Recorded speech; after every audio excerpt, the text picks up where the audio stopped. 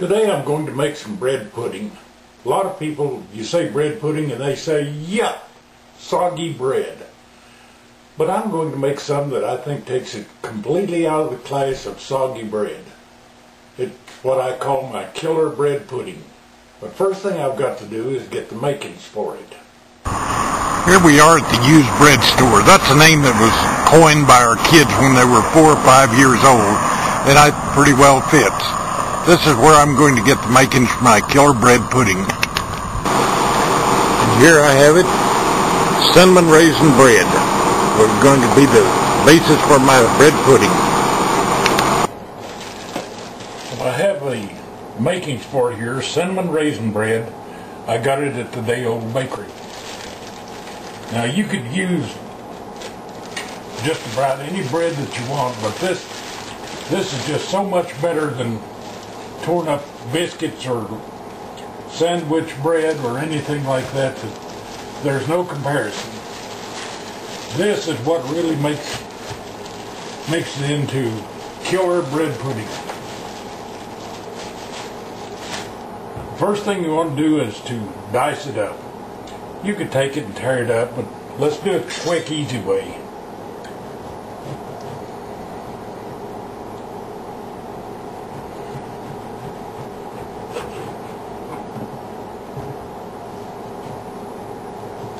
Just cut it up in chunks about so big.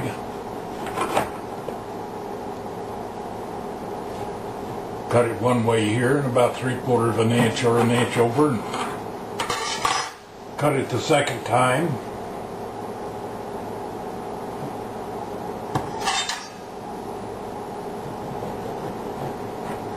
You just want to cube it up to something about like this. That's nothing precise here by any means.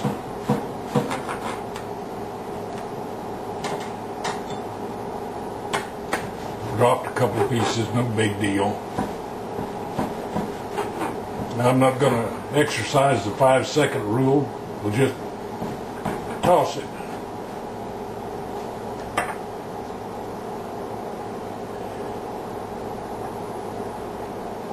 Then you need to put it on something and let it air dry a little bit, or you can put it maybe 20 or 30 minutes in the 200-degree oven. Main thing you want to do is just dry it out a bit. This is already fairly dry from being sit on grocery shelves for a while.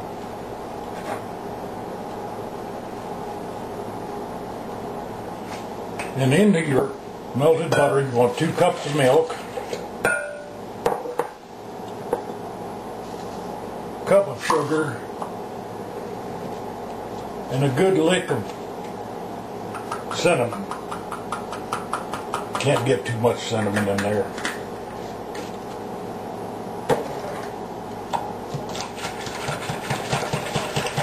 You want to beat that up and get it pretty well mixed.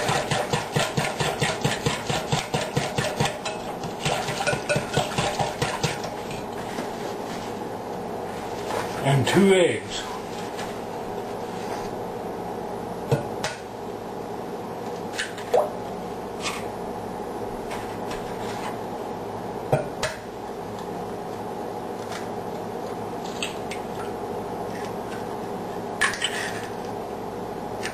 These are medium eggs, we'll do 3. So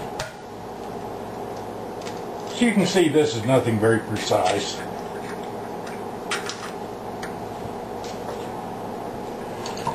And you want to whip the eggs into it. Want this mixed pretty well. Be sure the sugar's all dissolved.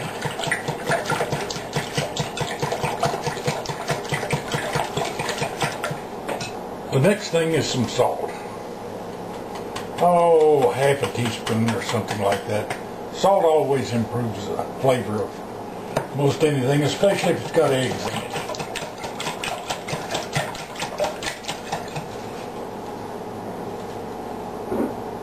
And you can use vanilla flavoring if you want to, but since this is my killer bread pudding, it's going to be amaretto.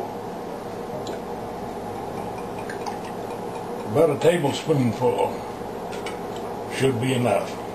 Now, if you're a teetotaler and you don't want the alcohol, it'll bake out of there before it's done anyway, and all it leaves is the flavor.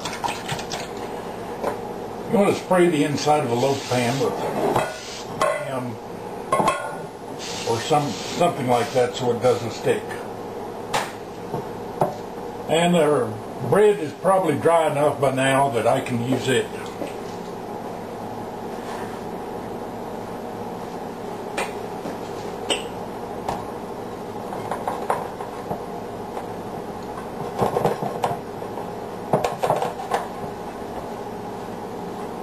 This loaf pan here is going to fit in my easy bake oven there.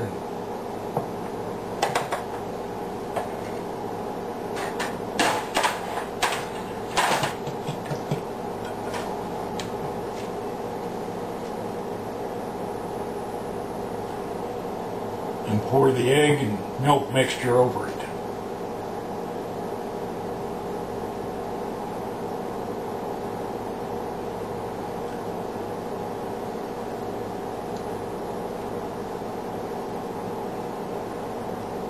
How about that? Worked out just the right amount. Put a little more in there. Pack it down some. Now you don't want to go to the oven with it right now. You want to cover it with saran wrap.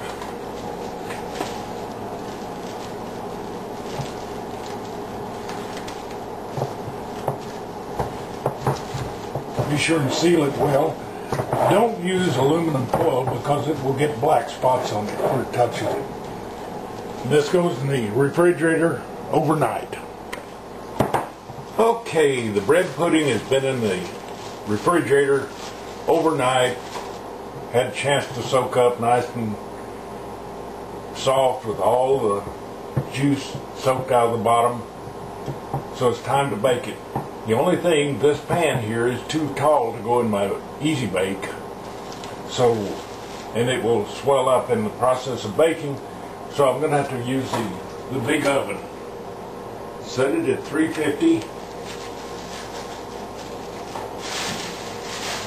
Sprinkle a few almonds over the top.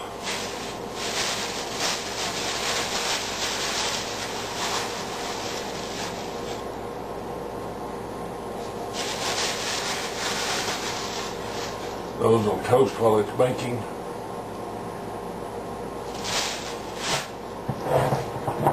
And into the oven.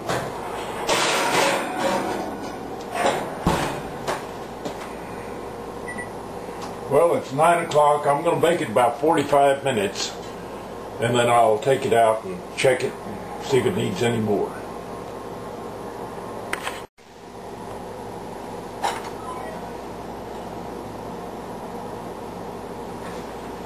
Well, it's been in an hour now. Well, yeah, the temperature is really going up well. There's 140. Looks like about 142, which should be done.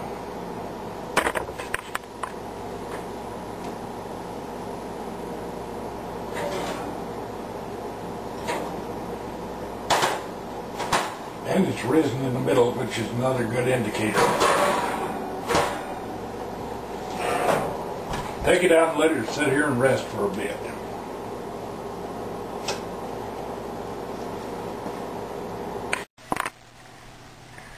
And just in time for my morning coffee.